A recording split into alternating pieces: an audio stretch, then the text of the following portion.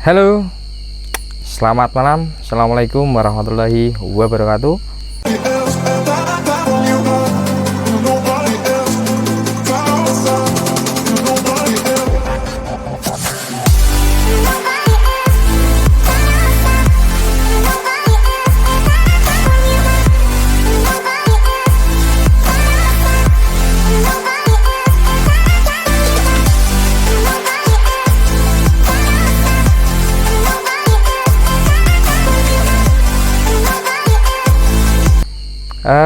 Mulai hari ini saya akan berbagi pengalaman tentang dunia kelinci ya. Semoga membantu teman-teman banyak yang inbox, banyak yang WA bertanya sesuatu pertanyaan yang sama ya, pertanyaan yang sama yang saya harus menjelaskan berulang kali. Nah, mungkin ada ide untuk membuat video ini agar nanti teman-teman saat ada yang bertanya cukup menyimak ini aja udah selesai gitu ya. Karena tujuannya juga biar bermanfaat gitu aja sih ya. Oke teman-teman, simak videonya.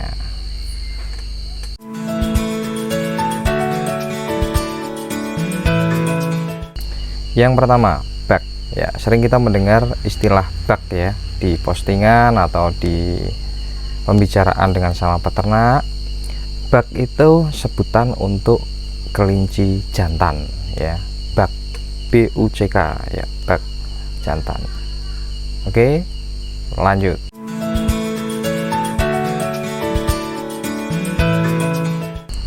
Dua, do adalah sebutan untuk kelinci betina. DOE ya. Jadi kalau sering mendengar atau membaca di postingan absen rek do atau NZ do gitu ya, berarti betina. Oke ya, lanjut.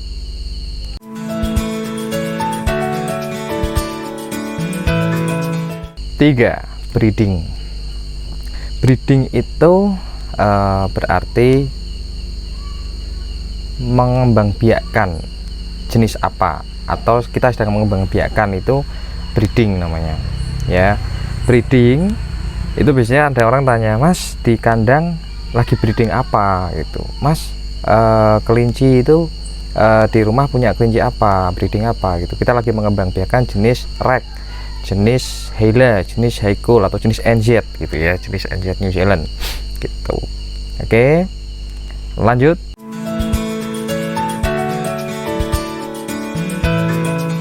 4. Pure breed ya. Istilah pure breed di dunia kelinci itu udah sangat populer ya, sangat populer. Pure breed ini sering jadi bahan perbincangan, perdebatan. Pure breed itu dari pengalaman saya belajar kelinci dari peternak-peternak lain, bahkan ke artikel ilmiah, pure breed itu adalah cara beternak ya, bukan jenis kelinci. Pure breed itu cara beternaknya. Pure itu asli, keasliannya. Breed itu jenisnya. Artinya kalau kita lagi breeding NZ nih ya, pure breednya NZ ini berarti artinya kita sedang budidaya kelinci yang menyerupai aslinya, dari keturunan aslinya gitu. Itu namanya pure breed gitu ya. Nanti kalau belum jelas boleh ditanyakan di komentar ya. Oke, itulah pure breed. Lanjut.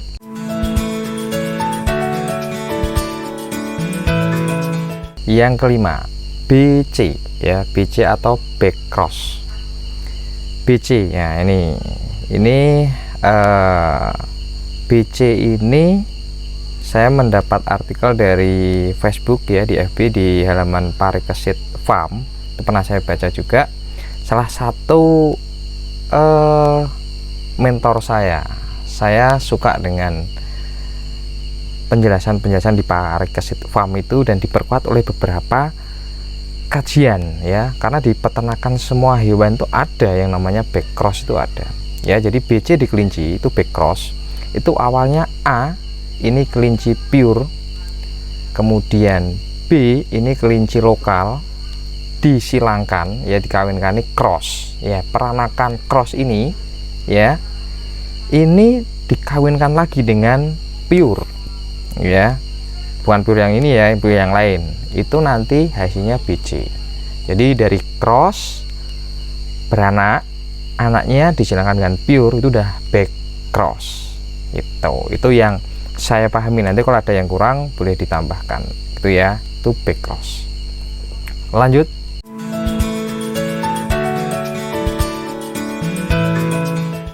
Litter size ya. Litter size itu sebutan di kelinci adalah jumlah anak, jumlah peranakan. Misalnya nih ada yang tanya, Mas, kelincinya beranak berapa gitu ya. Beranak 8 Mas. Ya itu litter size nya 8, berarti litter size nya 8 gitu ya. Mas, beranak berapa kelincinya tadi malam? 5. Oh berarti itu litter size nya 5. Litter size itu jumlah anak. Oke ya. Next.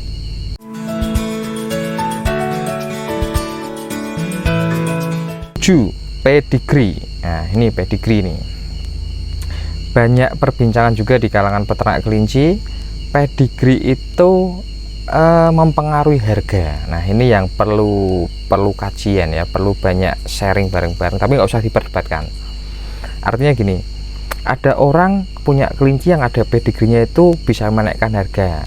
Bagi saya keliru, itu salah besar ya, karena pedigree itu artinya silsilah dalam kelinci. Jadi kalau saya punya kelinci lokal, saya punya kelinci nggak jelas pun, saya buatkan pedigree, saya buatkan silsilah. Oh ini saya tiba-tiba beli dari pasar pon misalnya, karena ini dari penjual nggak jelas bapak ibunya siapa, langsung saya kasih bapaknya ya, bapaknya itu pasar pon, ibunya pasar pon, nggak masalah, itu terserah saya, karena saya selaku peternak mau akan membeneri terahnya ini gitu ya. Nanti setelah saya kawinkan dengan si A, B dan C, nanti anaknya saya kasih kode lagi atau nama lagi. Itu namanya pedigree silsilah.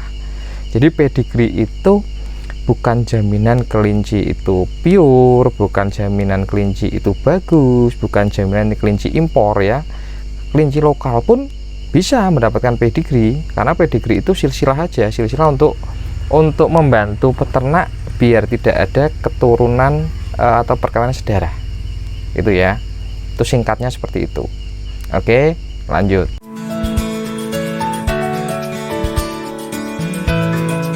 Delapan, DOB, day of birth ya. DOB itu lebih dikenal dengan sebutan tanggal lahir. Jadi setiap kelinci itu penting tanggal lahir. Kenapa? Saat kita mau budidaya kelinci, kemudian ada target. Misalnya saya main pedagang nih, saya target kelinci saya lahir tanggal 1 Januari, saya target 1 Maret harus sudah siap potong ya, siap jual. Nah untuk mengetahui 3 bulannya kapan, kalau kita nggak punya DOB-nya gimana ya, karena kita kalau untuk menganalisa usaha harus jelas, oh target 3 bulan nih, target 2 bulan nih. Apalagi kita untuk kelinci kita, untuk parent stock, untuk bibit kita sendiri ya, kita akan cek rutin tuh setiap minggu bobotnya gimana, perkembangannya bagaimana. Oh ini DOB ini tanggal ini berarti 1 minggu naik berapa on, berapa kilo gitu kan. Itu penting ya, tanggal lahir itu sangat penting. Sampai nanti kelinci itu bisa tumbuh kembangnya itu bagaimana, kita lihatnya dari DOB gitu ya. Oke, lanjut.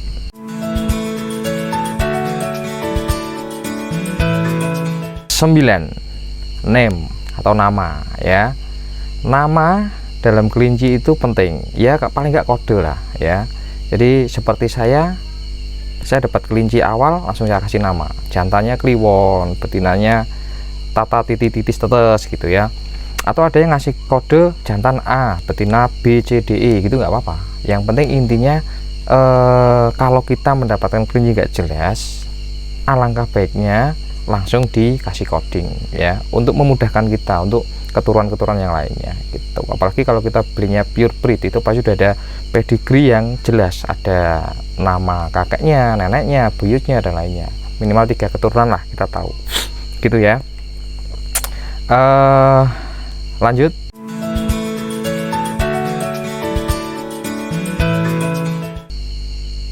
Sepuluh, Sir, tulisannya SIR, sir ya. Sir itu sebutan dalam kelinci yang artinya bapaknya ya. A ketemu B saling kawin, beranak C misalnya. Nah, C ini nanti di papan rekodnya itu sernya berarti A.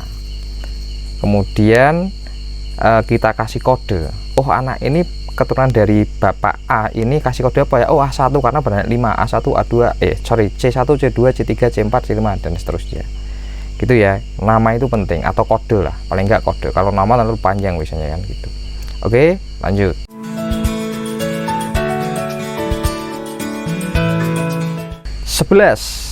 Dam.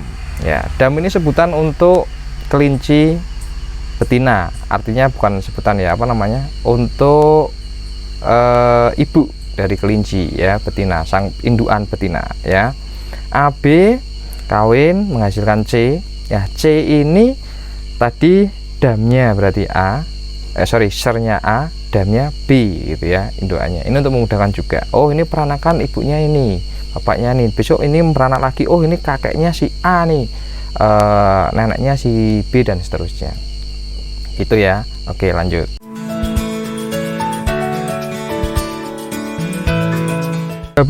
Molting ya. Molting itu dalam semua hewan ada ya, ada sebutan molting.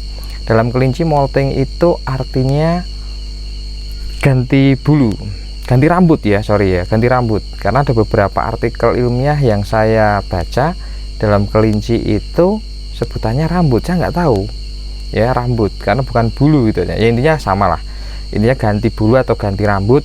Nah, bahasa orang Jawanya brodoli ya, brodoli, tapi bukan brodoli karena dia mau melahirkan, itu namanya molting gitu ya. Oke, lanjut.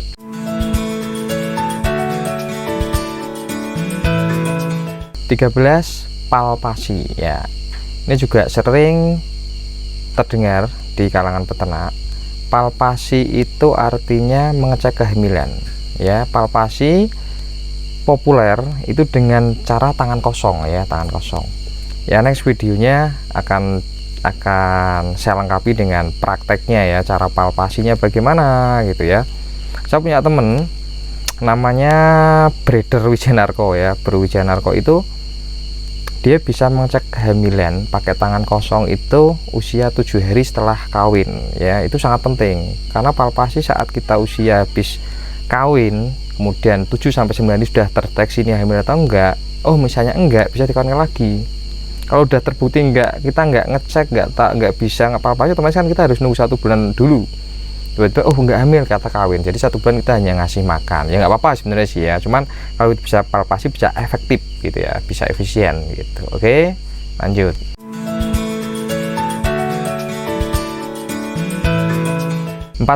HPL.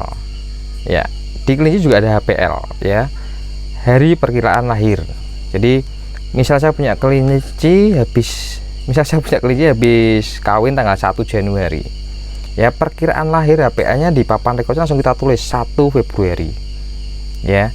Jadi nanti tujuannya apa, sebelum tanggal 1 kita kasih pasang kotak lahiran ya, pasang kotak lahiran untuk mempersiapkan kelahirannya. Jadi kotak lahiran, ada damen atau ada serabut kayu atau yang lainnya lah. Jadi seperti manusia, saat HPL-nya sudah dekat, kurang lebih 3-5 hari atau 2 hari atau 1 hari sebelumnya, kita persiapkan ya, kita persiapkan kelahiran sang betinanya itu ya, itu HPL, itu penting. Oke,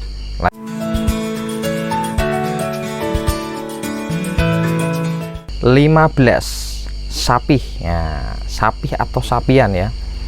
Ini juga sering menjadi rancu. Setiap peternak punya standar masing-masing ya. Cuman yang saya pakai usia sapih itu adalah 35 sampai 60 hari ya.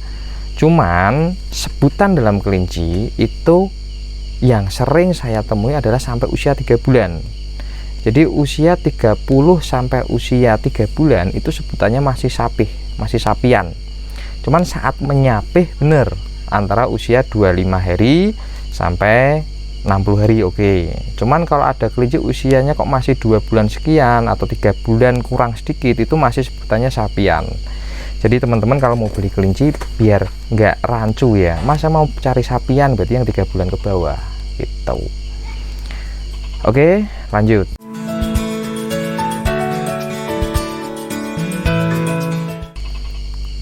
siapan ya. Siapan itu sebutan untuk kelinci yang usianya 4 bulan ke atas sebenarnya, atau 3 bulan ke atas lah siapan.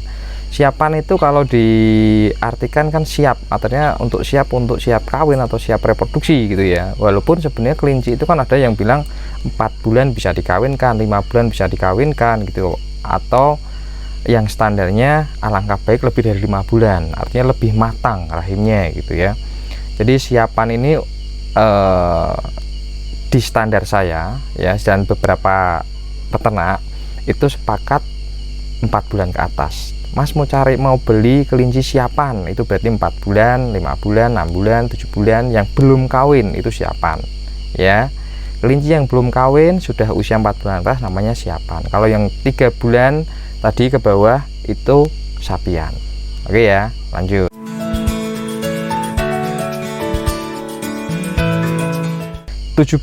Indukan. Nah, indukan ini sebutan untuk kelinci yang pernah kawin atau sudah kawin, itu namanya indukan. Mas mau beli kelinci indukan, ya berarti cari yang sudah hamil atau yang sudah pernah lahiran, atau yang pernah hamil kemudian sekarang lagi mau kawin lagi, itu indukan karena udah pernah mengandung, pernah lahiran gitu ya, itu indukan. Jadi antara sapian, siapan, indukan itu beda. Makanya biasanya harga indukan itu lebih mahal. Apalagi Mas cari indukan yang sudah posnya lagi hamil, walaupun itu berisiko tapi harganya pasti lebih mahal gitu ya. Itu indukan. Jadi teman-teman bisa membedakan apa arti sapian, siapan, sama indukan. Oke, lanjut.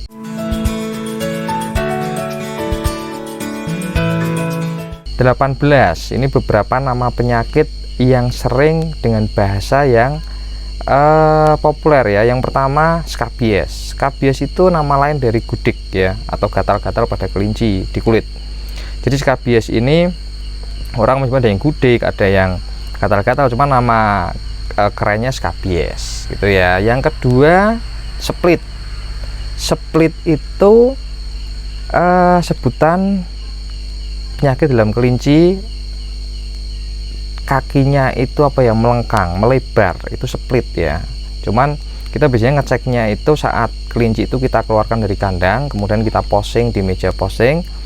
Di meja posing itu kita cek saat kita tata ada salah satu kaki atau 2 kaki yang tiba-tiba saat kita tata bergerak keluar atau ke dalam ya, sudah ditata lagi tiba-tiba keluar lagi ke dalam lagi, itu split ya. Kemudian untuk kenapa kok bisa split atau bagaimana caranya, next videonya akan kita bahas satu persatu gitu ya. Kemudian masih di penyakit lagi, tadi skabies, split, ada lagi abses ya. Abses ini semacam benjolan. Benjolan pada kelinci kadang ada di mulut, ada di ketiak, ada apa di selangkang, ada di punggung ya. Seperti tumor, cuman saat dibedah nanti keluarnya cairan kayak odol gitu ya, padat putih gitu. Saya pernah punya kelinci yang abses sampai dibedah beberapa kali ya, masih tumbuh gitu, kasihan ini abses. Oke ya, next.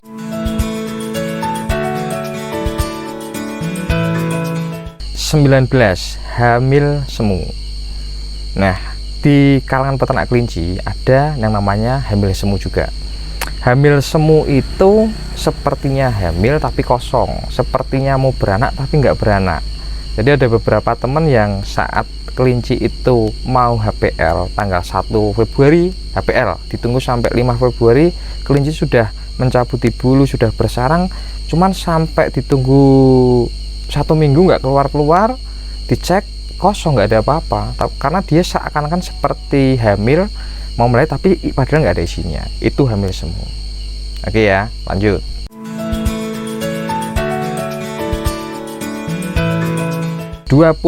Nesbok ya. Nesbok itu sebutan dalam perlengkapan kelinci.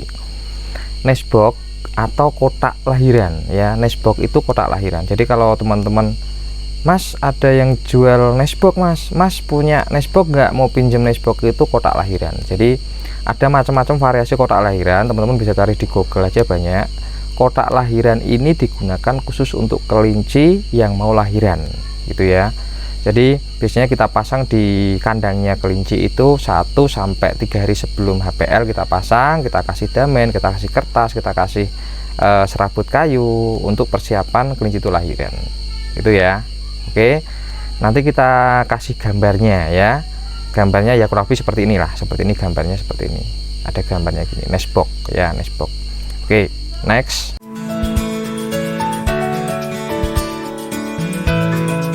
21 food rest ya, food rest. Food rest itu sebutan dalam perlengkapan kelinci yang artinya tataan atau alas dalam kandang. Macam-macam food rest itu jenisnya, ada yang pakai bambu, ada yang pakai kayu, ada yang pakai plastik, ada yang pakai karet. Nah, salah satu contohnya seperti ini nih, seperti ini. Ini salah satu bentuk food rest ya. Food rest yang saya punya saya punya food rest jenis 5 jenis kayaknya. 4 jenis ya. Kayak ini nih, food rest ya. Ini fungsinya untuk mencegah sorhok ya, sorhok pada kaki kelinci, karena ada beberapa jenis kelinci yang kakinya itu sangat lunak ya, mudah tergores, mudah luka, karena kan ada beberapa kandang yang alasnya itu mungkin terlalu runcing atau terlalu renggang, makanya kita butuh tataan yang lebar ya, kaki kelinci biar bisa menepak lebih nyaman, intinya gitu, yaitu namanya foot rest gitu ya. Makanya kalau mau mencari sesuatu di online shop atau apa, foot rest kelinci akan keluar itu nanti. Oke, next.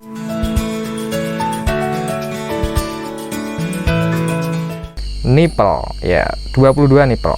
Nipple ini sebutan dalam perlengkapan kelinci yang artinya adalah alat minum kelinci ya, nipple. Ada 2 jenis nipple dalam kelinci yang pernah saya pakai. Yang satu adalah nipple kelereng, yang kedua nipple paralel ya. Nipple kelereng itu kayak ini nih, ini nipple kelereng. Jadi pakainya botol bekas bisa, botol apa namanya, botol bekas itu bisa. Ini otomatis kelinci akan minum dari bawah kelerengnya itu. Yang kedua ini ya, nipple paralel. Ini juga sama tapi pakai selang ya. Jadi masing-masing punya plus minus lah. Dulu awalnya saya punya kelinci pakai nipple kelereng, tapi karena sudah punya beberapa hole, punya beberapa kandang, akhirnya susah. Artinya bukan susah ya, lama waktunya. Akhirnya saya ganti dengan paralel yang otomatis langsung dari tandon, nggak usah isi ulang botol gitu maksudnya ya. Oke, lanjut.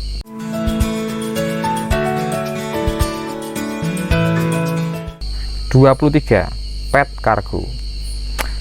Pet cargo itu sebutan di dalam dunia hewan itu sebenarnya tempat ya, tempat untuk hewan ya. Di kelinci pun ada pet cargo. Ada beberapa teman yang membuat pet cargo sendiri ya, dari ayaan pasir, dari bambu, ada yang dari galvanis, reng gitu ya. Ini ada yang digunakan untuk show, kemudian memang untuk pengiriman kelinci itu kita harus pakai pet cargo biar kelinci nyaman, aman untuk perjalanan jauh. Itu pet cargo. Salah satu contohnya ini seperti ini, pet cargo.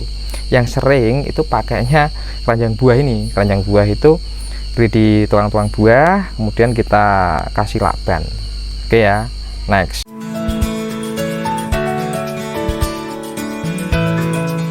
(24) papan record. Papan record itu penting bagi kelinci. Salah satu bentuknya seperti ini, papan record ya. Papan record ini menjelaskan si kelinci itu di kandang. Jadi siapapun bisa membaca, bisa melihat kelinci ini namanya siapa, DUB-nya tanggal lahirnya kapan, sernya ayahnya siapa, ibunya siapa, kawin tanggal berapa, kemudian jam berapa misalnya, kemudian palpasi nemu tanggal berapa, lahir tanggal berapa jumlah lahirnya, kapan sapihnya, tanggalnya, jumlah sapihnya berapa gitu ya. Ini menjelaskan papan ini penting ya. Kalau yang mau filenya saya ada, nanti silahkan di download aja di deskripsi ya, akan saya cantumkan di Google Drive, silahkan di download aja sebagai contoh, tinggal edit aja. Saya buat di Microsoft Office Word sih, simple. Kemudian saya cetak pakai kertas, dilaminating dikasih tempat plastik atau ditempel bisa. Oke, next.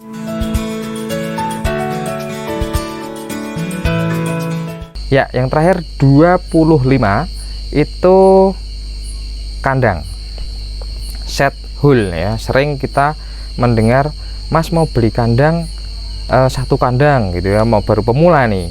Kadang penjual pun nggak bisa menjelaskan ya, maksudnya satu kandang gimana Mas, satu kandang itu isinya 3, 4 loh, satu kandang isinya 4, 3 itu gimana gitu ya. Jadi di dalam dunia kelinci yang populer disampaikan itu, kalau beli kandang kelinci itu, Mas beli kandang satu set isi 3 hul, Mas beli kandang satu set isi 6 hul. 6 hul itu artinya berarti 6 kotak ya, 6 kotak. Jadi set itu untuk sebutan satu setnya. Umumnya kandang galvanis itu 1,5 meter satu setnya panjangnya. Ada yang 1,80, ada yang 2 meter ya, itu satu setnya. Kemudian per set itu ada per hulnya lagi, hul itu kotaknya. Kandang indukan yang umum di pasaran itu satu set itu isi 3 hul, satu set 1,5 meter isinya 3 ya. Contohnya ini berarti Mas mau beli kandang satu set isi 3 hul ya, panjang 1,5 meter, tinggi 50 cm, ke belakang 70 cm. Itu yang umum di pasaran. Ada lagi, Mas mau beli kandang pembesaran atau kandang sapian yang satu setnya 180 cm, tingginya 40 cm, ke belakang 70 cm misalnya. Berarti satu hulnya itu nanti isi 6, berarti 30 cm itu ada. Atau mau beli custom juga ada.